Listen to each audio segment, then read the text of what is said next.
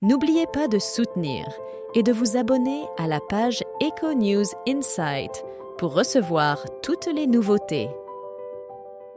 Interrogé par le magazine Valeurs Actuelles, un individu proche des parents d'Émile a exposé la nature de leur état d'esprit actuel, 4 mois après la survenue de la mystérieuse disparition de leur fils. Il s'est écoulé précisément 4 mois depuis la disparition du jeune Émile au Haut-Vernay, situé dans les Alpes de Haute-Provence.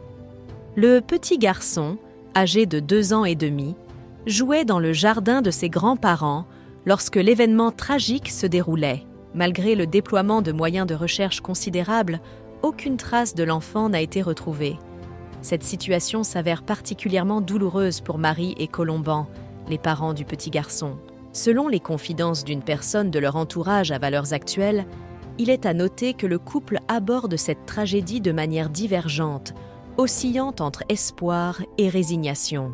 Selon le témoignage rapporté, Marie maintient sa foi en un éventuel retour de son fils. Les colonnes de l'article indiquent qu'elle demeure anéantie, mais conserve l'espoir de retrouver son enfant un jour.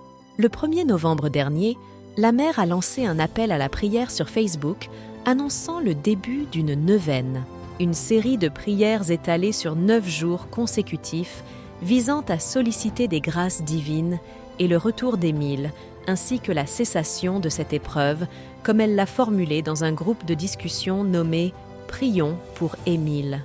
En revanche, le père de l'enfant semble adopter une perspective moins optimiste.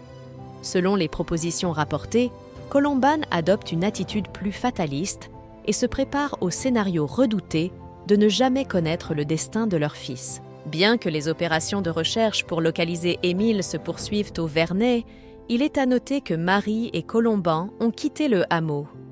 Les parents du jeune enfant ont regagné leur domicile à la Bouilladis, une commune située entre Aix-en-Provence et Aubagne, dans les Bouches-du-Rhône. Ce retour n'a pas été dénué de difficultés pour le couple, comme l'exprime un proche.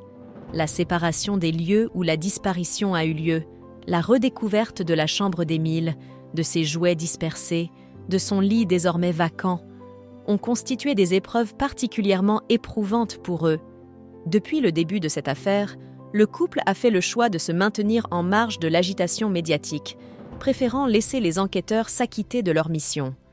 Diverses perquisitions ont d'ailleurs été menées dans l'espoir de résoudre cette énigme.